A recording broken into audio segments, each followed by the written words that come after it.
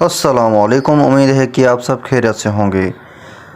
आज हम सीखेंगे कि हम सपोर्ट एंड रेजिस्टेंस को ट्रेड कैसे करते हैं। अब देखें, हमने सपोर्ट रेजिस्टेंस सिंगल हो गई, मल्टीपल हो गई, उनको आइडेंटिफाई कैसे किया जाता है, ये तो हमने चीज़ें सीख ली।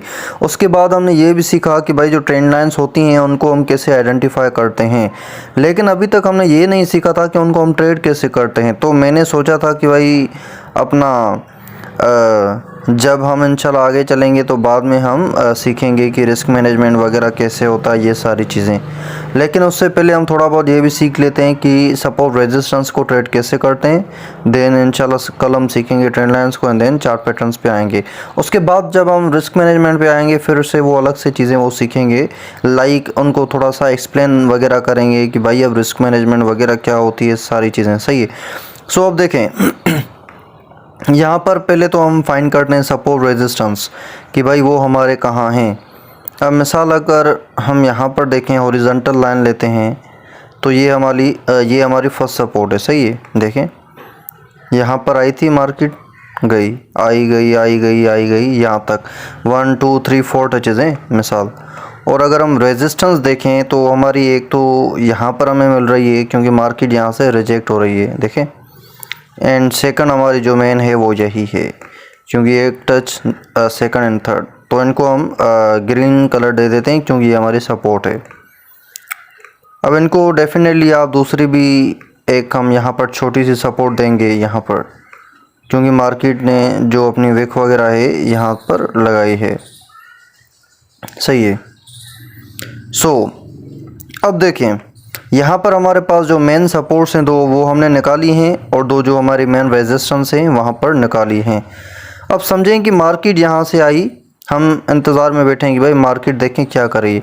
अब यहाँ पर भी है, यहाँ पर हम आए हैं यहाँ पर। सही है। यहाँ पर अब मार्केट नीचे आ रही है, जब यहाँ पर पहुँची तो हम इंतज़ार में बैठे हैं कि भाई ये हमारी सपोर्ट है, यहाँ पर हम बाय लेंगे, और ऊपर जाएगी तो फिर हम सेल करेंगे, फिर यहाँ पर या यहाँ पर। अब हम अपनी एंट्री भी बना लेते हैं मिसाल। अब देखें यहाँ पर लॉन्ग पोजीशन है, इसको हम कहते हैं लॉन्ग पोजीशन। लॉन्ग पोजीशन हम क्यों यूज़ करते हैं? जब भी हमें अपना स्पॉट ट्रेडिंग करते हैं तो उसमें लॉन्ग पोजीशन होती है। उसमें क्या होता है कि जब मार्केट लाइक यहाँ पर है और यहाँ तक जाएगी तो हमें प्रॉफिट होगा।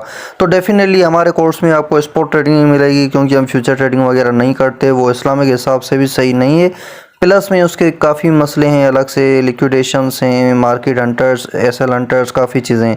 वो भी इंशाल्लाह जब हम फ्यूचर ट्रेडिंग को खैर पढ़ेंगे तो नहीं, लेकिन उसके जो नुकसान आते हैं उनको हम एक्सप्लेन करेंगे, क्योंकि आजकल ये जो लोगों को पागल बना रहे हैं ना फ्यूचर ट्रेडिंग पे, तो उनका हमें अच्छी तरह से पता है। अब हम क्या करेंगे, यहाँ पर मिसाल हमने एंट्री डाली। अब देखें हम यहाँ पर अपने एसएल एंड टीपी सेट करके बैठे हुए हैं। सही है। मैंने कहा कि भाई यहाँ पर मार्केट आएगी, यहाँ पर ये जो नीचे वाली ग्रीन लाइन है इस पर कैंडल क्लोजर होगा तो हम 0.45% लॉस लेंगे, लाइक हमारा एसएल है, और यहाँ पर हमने टीपी रखी यानी कि टेक प्रॉफिट। हमने कहा भाई मार्केट अगर यहाँ पर आई तो हम अपना 3% लेके निकल जाएंगे। ये हमारा कम से कम हो गया 1:6 जो प्रॉफिट है। अब देखें 1:6 क्या होता है, ये चीज़ें मैंने आपको नहीं बताई, लेकिन देखें कभी कभी ऐसा होता है कि आपको ये बेसिक चीज़ें लाजमी पता होना चाहिए, देन फर्दर एडवांस पे। क्योंकि अभी मैंने आपको पहले से ही कह दिया है कि जब तक आपको पूरी चीज़ें सीखने में नहीं आती आप ट्रेड वगैरह नहीं करेंगे। मुझे भी टेंशन नहीं है इस हिसाब से। अब देखें यहाँ पर क्या है कि भाई रेशो होते हैं रिस्क मैनेजमेंट में, लाइक आप कितनी रिस्क लेते हैं, कितना रिवॉर्ड आपको मिलता है। तो मैं जो प्रीफर करता हूँ और जो काफ़ी प्रोफेशनल ट्रेडर्स करते हैं वो होता है 1:2। लाइक वो कहते हैं कि भाई, या मैं कहता हूँ कि अगर आप 2% रिस्क ले रहे हैं, यानी कि आप अपना 2% एसएल रख रहे हैं, तो मैक्सिमम नहीं तो मिनिमम जो है ना आपका 4% तो होना चाहिए ही चाहिए। क्यों? क्योंकि देखें भाई 2% आपने रिस्क ली, अगर आप 2% यहाँ पर रिवॉर्ड रखेंगे तो फ़ायदा नहीं है ना, तो उससे डबल पे तो होना चाहिए। तो इसके साथ साथ जो है विनिंग रेट्स भी आते हैं, वो सारी चीज़ें जब हम रिस्क मैनेजमेंट में आएंगे तो वहाँ पर सीखेंगे। अभी जस्ट हम सीख रहे हैं कि सपोर्ट रेजिस्टेंस को हम ट्रेड कैसे कर सकते हैं, क्योंकि पहले मैंने सोचा था कि लास्ट में ये सारी चीज़ें सीखेंगे ट्रेड करना, लेकिन फिर मैंने सोचा जब हम चार्ट पैटर्न्स पढ़ जाएंगे, ट्रेंड लाइन, लॉक चार्ट, और इनको ट्रेड करना ना सीखें तो फिर हमारे लिए काफ़ी मसला भी हो जाएगा। इसलिए बेसिक चीज़ें लाजमी हो, फिर आगे चल के इनको और भी हम डिटेल एक्सप्लेन करेंगे। देखें यहाँ पर देखें मार्केट आई थी, मैं आया मार्केट में यहाँ पर मिसाल, अब मैंने देखा कि भाई मार्केट ने यहाँ पर सपोर्ट मारी थी, यहाँ पर रेजिस्टेंस, फिर मार्केट यहाँ पर आई, यहाँ पर रेजिस्टेंस, और पास्ट में इसने यहाँ पर रेजिस्टेंस बनाई है।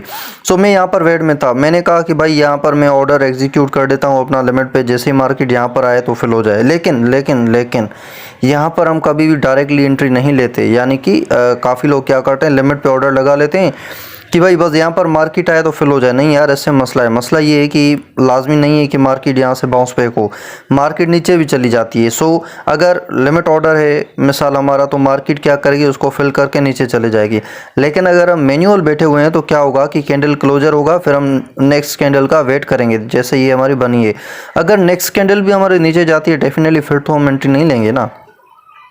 सो यहाँ पर हमने अपना एंट्री बना लिए यहाँ पर। अब देखें, ये हम यहाँ पर ही रखते हैं। हमने सोचा है कि भाई यहाँ पर मार्केट आएगी, कैंडल क्लोजर होगा यहाँ पर, तो हम एंट्री लेंगे, इतना अपना एसएल रखेंगे। अब जैसे मार्केट ऊपर गई है, देखें अल्हम्दुलिल्लाह हमें प्रॉफिट समझें कि मिल गया 3.5%, और जो लॉस है वो हमें नहीं आया। अब मेन बात, आप कहेंगे सर लाजमी नहीं कि हम यहाँ पर आए, हम यहाँ पर भी तो आ सकते थे, तो इसको थोड़ा इधर करते हैं। आपने कहा सर हमसे ये मूव तो मिस हो गया, मिसाल कैसे भी करके हम नहीं थे या कुछ भी, हम आए ही लेट हैं, हम यहाँ पर आए जब मार्केट यहाँ पर है, फिर क्या होना चाहिए? मैं कहूँगा फिर भी सेम ही तरीका है। आप क्या करें, TP1 यहाँ पर रखें, TP2 यहाँ पर रखें मिसाल। अब आपने एंट्री यहाँ से ले लिए, सही है। अब आप क्या कहेंगे सर अगर हमने एंट्री यहाँ से ली है तो डेफिनेटली पहली हमारी चले पहली टीपी तो हो गई, लेकिन सेकंड तो ये थी ना, ये तो हमारी नहीं हुई है। और यहाँ पर मार्केट ने, यार इसको थोड़ा इधर कर देते हैं, डिस्टर्ब हो रहे हैं। तो यहाँ पर मार्केट ने तो हमें अपना एसएल हमारी हंटिंग कर ली, तो भाई यहाँ पर एसएल हंटिंग नहीं हुई है। मानता हूँ मैं, ये जो ग्रीन लाइन है ये हमारी एसएल की है, लेकिन ऐसे नहीं है कि यहाँ पर हमारा एसएल हिट हो गया है। हिट क्यों? क्योंकि यार यहाँ पर हमने अपना मैनुअल एसएल जो है ना वो लगाया है। मैनुअल कैसे कि यार मैं बैठा हुआ हूँ कि यहाँ पर मार्केट आएगी तभी क्लोज करूँगा। अब आप कहेंगे कि इतना तो टाइम है नहीं कि सब बैठे रहें ऊपर, डेफिनेटली नहीं है टाइम इतना डेफिनेटली नहीं है। लेकिन क्या होता है, जो विक्स होती हैं मार्केट में, हमें पता है वो लिक्विडेशंस के लिए, एसएल हंटिंग के लिए होती हैं। अब देखिए यहाँ पर कितनी बड़ी विक आई है। अगर यहाँ पर कोई बंदा निकल जाता है एसएल करके अपना, तो देखें मार्केट ऊपर चली गई। अगर यहाँ पर आए, यहाँ पर देखिए कितनी बड़ी नीचे विक आई है, और यहाँ पर देखिए कितनी आई है। तो एसएल हंटिंग के लिए तो विक्स आती रहती है ना। अगर हम अपनी ऑटो एसएल लगाएंगे तो फिर तो मसला होगा। तो इंशाल्लाह एक हम ऑटो एसएल एंड मैनुअल पे भी लगाएंगे। लेकिन मेरी स्ट्रेटजी यही होती है कि अगर मैं कोई एंट्री लगाता हूँ तो उसके नीचे, मिसाल अब यहाँ पर मेरा एसएल था, मार्केट जब तक कैंडल क्लोजर नहीं करती तब तक मैं एंट्री से आउट नहीं होता। देखें यहाँ पर मिसाल, अब यहाँ पर आपका एसएल था, इसको मैं थोड़ा सा इधर भी कर देता हूँ। देखें अब आपकी जो अपना माइंड है वो क्लियर होगा। अब आपने यहाँ पर एसएल रखा था ग्रीन लाइन पे डेफिनेटली, तो मार्केट ने क्या किया, नीचे आई। अब यहाँ पर इसको हिट कर दिया। अब आपका अगर ऑटो एसएल होता तो क्या होता, मार्केट नीचे चली जाती। लेकिन मार्केट ने क्या किया, ऊपर चली गई। अब ऊपर चली गई तो इसका मतलब क्या था कि अगर हम कैंडल क्लोजर का वेट करते तो मज़े थे हमारे। क्यों? क्योंकि मार्केट देखें कैंडल क्लोजर अबव हुआ है सपोर्ट से, ना कि डाउन। सो वहीं से ही हमारी जो ग्रीन कैंडल है वो स्टार्ट हो गए। देखें मार्केट कहाँ चली गई, ऊपर। आप कहेंगे यहाँ पर भी हमारी हेड नहीं हुई, तो देखें मार्केट हमारे हाथ में नहीं होती, डेफिनेटली कभी टाइम लेती है, कभी डायरेक्ट अपना ट्रेंड बना के ऊपर चली जाती है, कभी कंसोलिडेशन में, लेकिन कुछ टाइम के बाद यहाँ पर गई है डेफिनेटली। कहने का मकसद कि हम सपोर्ट रेजिस्टेंस को ऐसे ट्रेड करते हैं जहाँ पर सपोर्ट होती है, और उससे थोड़ी बिलो जहाँ पर विक्स वगैरह होती हैं, सारी चीज़ें निकाल के हम वहाँ पर अपना एसएल वगैरह सेट कर देते हैं। देन हमारी जो प्रीवियस या नियर जो हमारी रेजिस्टेंस होती है डेफिनेटली उस पर हम अपना टीपी भी लगा देते हैं। और अगर आप चाहते हैं तो यहाँ पर भी हमारा एक टीपी बनता था, क्योंकि देखें यहाँ पर मार्केट ने काफ़ी कंसोलिडेशन की है। मिसाल यहाँ पर की, यहाँ पर। सो अगर यहाँ पर आपकी होती तो डेफिनेटली यहाँ पर जब ये पहले ही अपना गई थी तो यहाँ पर आप टीपी ले लेते। अब क्या यहाँ पर हमारा रिस्क रिवॉर्ड रेशो सही बन रहा था? देखें 0.50 है, तो समझ लें यहाँ पर भी हमारा 1:4 से तो ज़्यादा ही बन रहा था। सो हम कहते हैं कि यार मिनिमम जो आप आरआर रख रहे हैं वो 1:2 होना चाहिए। फिर काफ़ी लोग 1:3 भी रखते हैं, लेकिन उसमें डेफिनेटली मार्केट में क्या होता है कि फिर जो हमारे रिस्क मैनेजमेंट है उसको बढ़ाना पड़ता है, क्योंकि 1:3 में काफ़ी टाइम लग जाता है।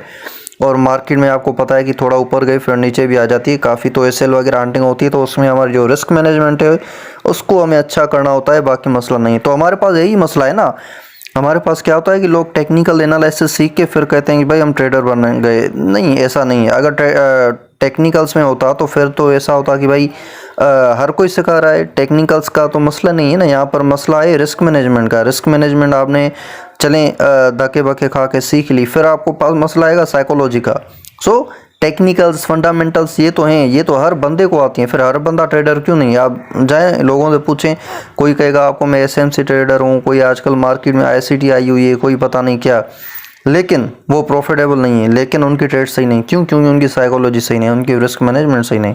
सो आज हमने सीख लिया कि हम सपोर्ट रेजिस्टेंस को कैसे ट्रेड करते हैं। इंशाल्लाह अगली वीडियो में हम सीखेंगे ट्रेंड लाइंस को कैसे ट्रेड करते हैं। देन हम आएंगे चार्ट पैटर्न्स पे, और जो चार्ट पैटर्न्स होंगे ना उनको टाइप वाइज उसी में हम एक्सप्लेन भी करेंगे चार्ट पैटर्न को और उसकी ट्रेडिंग वगैरह को, सारी चीज़ें कि ट्रेड कैसे करते हैं। सो थैंक यू एंड अल्लाह हाफिज़।